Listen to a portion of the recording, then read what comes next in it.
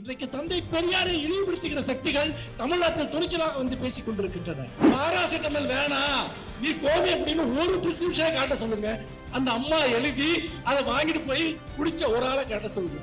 அறிவியல் பார்வை வேண்டும் என்பதற்காக தன் வாழ்நாளை அர்ப்பணித்த தலைவன் கலைஞர். நண்பர்களே, மேடையில் வீட்டிற்கக்கூடிய பெருமைத்திற்குரிய எங்களுடைய பேரன்பிற்குரிய ஆசிரியர்களே, இங்கு எனக்கு முன்னால் அமர்ந்திருக்கக்கூடிய மாணவர்களே, உங்கள் அனைவருக்கும் என்னுடைய நெஞ்சார்ந்த வணக்கங்களை நான் தெரிவித்துக் கொள்கிறேன். இங்கே ஆங்காங்கே இருந்து என் பெயர் சொல்லும் போது விசில் அடித்த என்னுடைய கவிதை வாசகர்களுக்கும் என்னுடைய நன்றியை நான் தெரிவித்துக் கொள்கிறேன். கலைஞர் நூற்றாண்டை நாம் கொண்டாடுகிற போது எனக்கு நோக்க உரை ஆற்றும்படி கேட்டிருக்கிறார்கள். நான் மிகச் சுருக்கமாக, ஏனென்றால் நேரம் மிகவும் கடந்து விட்டது. நம்முடைய முதல்வர் அவர்கள் நம்மேல் கொண்ட பேரன்பின் காரணமாக அவருடைய வரவேற்புரையே ஒரு பேருரையாக ஆற்றி சென்றிருக்கிறார். அதன் காரணமாக மிக மிக சுருக்கமாக சில வார்த்தைகளை என்னுடைய நோக்க உரையாக சொல்லிவிட்டு செல்ல நான் விரும்புகிறேன். இன்றைக்கு கலைஞர் நூற்றாண்டு விழாவை பொது நூலகத்துறையும் சமூக நீதி கண்காணிப்பு குழுவும் சேர்ந்து கடந்த ஓராண்டுக்கு மேலாக உங்களை போன்ற கல்லூரி மாணவர்களிடம் ஏராளமான கூட்டங்களை நாங்கள் நடத்தியிருக்கிறோம். எதற்காக நடத்துகிறோம்? சமூக நீதி, அதே போல பொது நூலகத்துறை, அதாவது கல்வியும் சமூக நீதியும் கலைஞருடைய இரண்டு கண்களாக இருந்தன. கல்வியோடு தொடர்புடையது பொது நூலகத்துறை, அறிவோடு தொடர்புடையது பொது நூலகத்துறை. கலைஞருடைய உயிர் மூச்சாக இருந்தது சமூக நீதி. அதனால் தான் இந்த இரண்டு துறைகளும் சேர்ந்து இந்த விழாவை தொடர்ந்து நடத்துவது மிகவும் பொருத்தப்பாடுடையதாக இருக்கும் என்று நாங்கள் முடிவு செய்தோம். இதை ஏன் மாணவர்களிடம் நடத்துவதற்காக நாங்கள் முடிவு செய்தோம் என்பதற்கு சில காரணங்கள் இருக்கின்றன. இப்ப கலைஞரை பற்றி சுபை ஐயா அவர்கள் பேசுவார்கள், அதே போல நம்முடைய கருணானந்தன் ஐயா அவர்கள் பேசுவார்கள். நான் சொல்வதற்கு எவ்வளவோ இருந்தால் கூட நோக்க உரை என்ற அந்த வரையறைக்கு உட்பட்டு என்ன நோக்கத்திற்காக நாங்கள் இதை இங்கே நடத்துகிறோம் என்பதை வெளிப்படையாக சொல்ல விரும்புகிறேன். ஏன் நாங்கள் கலைஞர் நூற்றாண்டு விழாவை இங்கே கொண்டாடுகிறோம் என்றால், ஐயன் திருவள்ளுவரை பாதுகாப்பதற்காக கலைஞர் நூற்றாண்டு விழாவை கொண்டாடுகிறோம். பெரியாரை பாதுகாப்பதற்காக கலைஞர் நூற்றாண்டு விழாவை கொண்டாடுகிறோம்.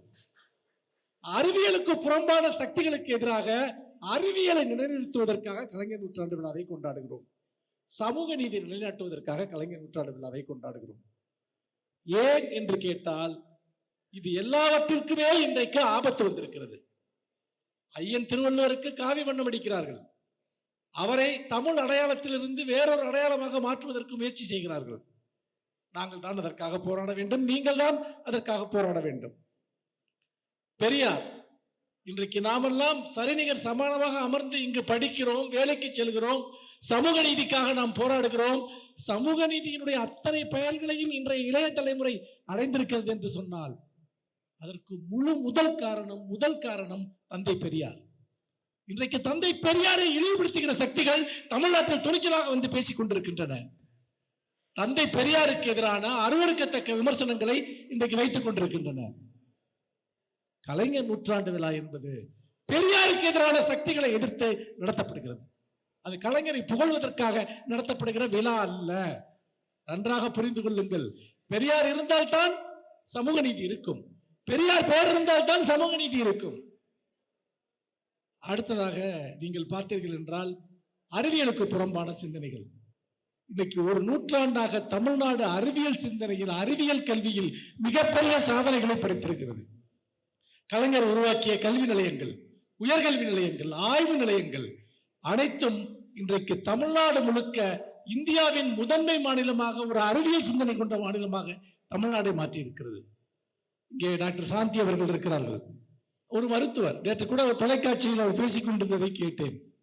தமிழ்நாடு முழுக்க பொது சுகாதாரத்துறையின் மூலமாக எண்ணற்ற மருத்துவமனைகள் உருவாக்கப்பட்டு, கலைஞர் தான் குக்கிராமங்களில் கூட மருத்துவத்தை கொண்டு போய் உயிர் காக்கக்கூடிய மருத்துவத்தை கடைக்குடி வரைக்கும் கொண்டு சென்றார்.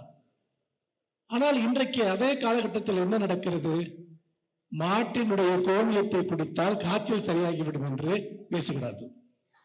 நண்பர்களே, நான் கேட்க விரும்புகிறேன் உங்களிடம், ஒருவேளை அதில் அப்படிப்பட்ட ஏதாவது ஒரு அம்சம் இருக்கிறது என்றே வைத்துக் கொள்வோம் ஒரு பேச்சுக்கு. ஒரு நோய் கிருமியை, காய்ச்சலை எதிர்க்கக்கூடிய ஒரு அம்சம் அதில் இருக்கிறது என்றே வைத்துக் கொள்வோம். நான் உங்களிடம் ஒன்று கேட்கிறேன். பாம்பு விஷத்தில் இருந்து கேன்சருக்கு மருந்து சேர்க்கிறார்கள். உங்களுக்கு தெரியும், நம்ம சென்னையில் இங்க இருக்கக்கூடிய பாம்பு பண்ணையில் கூட நீங்கள் பார்க்கலாம். அந்த விஷத்தை சேமித்து அதிலிருந்து கேன்சருக்கு, புற்றுநோய்க்கு மருந்து தயாரிக்கிறார்கள். ஒருத்தருக்கு கேன்சர் வந்துருதுன்னு வைங்க, ஒரு பாம்பை போய் அவர் மேல கொத்த விட்டா கேன்சர் சரியாயிடுமா? சொல்லுங்க. அதே மாதிரிதான் இந்த கோமியம் குடித்தால் காய்ச்சல் சரியாகும் என்பது. இத ஒரு காமன் மேன் சொன்னா பரவாயில்ல, ஐஐடியினுடைய தலைவர் பேசுகிறார். ஐஐடி என்பது அறிவியல் ஆராய்ச்சிக்கான ஒரு நிறுவனம். அப்ப அங்க இருக்கக்கூடிய மாணவர்களுடைய நிலையை சற்று நினைத்து பாருங்கள். சரி, அதை விடுங்கள். ஒரு அரசியல் கட்சியின் தலைவர், அவர் ஒரு மருத்துவர், அவர் சொல்றாரு கோமியம் குடிச்சா காய்ச்சல் சரியாயிரும், 500 வகையான நோய் சரியாயிரும்னு நேற்று பிரஸ் மீட்ல பேசுறார். நான் என்ன கேட்கிறேன்னா, அவர் இவ்வளவு வருஷம் டாக்டரா பிராக்டிஸ் பண்ணிருக்காரு இல்லையா? எந்த பிரிஸ்கிரிப்ஷன்லயாவது இதை எழுதிருப்பாரு அவரு? பாராசிட்டமல் வேணாம், நீ கோமியம் அப்படின்னு ஒரு பிரிஸ்கிரிப்ஷனை காட்ட சொல்லுங்க. அந்த அம்மா எழுதி அதை வாங்கிட்டு போய் குடிச்ச ஒரு ஆளை காட்ட சொல்லுங்க. நீங்க எழுதணும்ல, நீங்க டாக்டருக்கு படிச்சிருக்கீங்க, டாக்டருக்கு படிச்சீங்க பாத்தீங்கன்னா பல்லாயிரக்கணக்கான நோயாளிகளுக்கு வைத்தியம் பார்த்திருக்கீங்க. ஏன் ஒரு பிரிஸ்கிரிப்ஷன்ல கூட அதை எழுதல? சரி, மாட்டு மூத்திரத்துக்கு தான் பவர் இருக்குன்னா காளை மாட்டு மூத்திரத்துக்கு பவர் இருக்காதா? பல கேள்விகளை இன்றைக்கு கேட்டால் கூட பதில் கிடையாது. இதை ஏன் சொல்கிறேன்? இதற்கும் கலைஞருக்கும் என்ன சம்பந்தம் என்றால், இது போன்ற ஒரு பச்சையான அறிவியலுக்கு புறம்பான சிந்தனைகளுக்கு எதிராக கலைஞர் வாழ்நாள் எல்லாம் போராடினார். அவர் தமிழ்நாட்டில் ஒரு அறிவியல் மரபை உருவாக்கினார். அவர் தமிழ்நாட்டில் ஒரு அறிவியல் கல்வியை உருவாக்கினார்.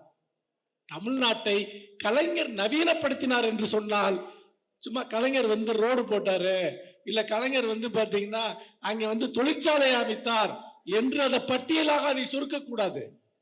மாறாக எல்லோரும் எல்லாமும் எல்லோருக்கும் என்று இன்றைக்கு நாம் பேசுகிறோமே, அது வெறுமனே மனிதனை உலகத்தோடு இணைக்கக்கூடிய, தமிழனை நவீன தமிழனாக மாற்றக்கூடிய, தமிழனை நவீன சிந்தனையாக மாற்றக்கூடிய, எல்லோருக்கும் சாதியால் ஒடுக்கப்பட்ட அல்லது பாலின வேற்றுமையால் ஒடுக்கப்பட்ட எல்லோருக்கும் சமத்துவம் வேண்டும், நீதி வேண்டும், அறிவியல் பார்வை வேண்டும் என்பதற்காக தன் வாழ்நாளை அர்ப்பணித்த தலைவன் கலைஞர்.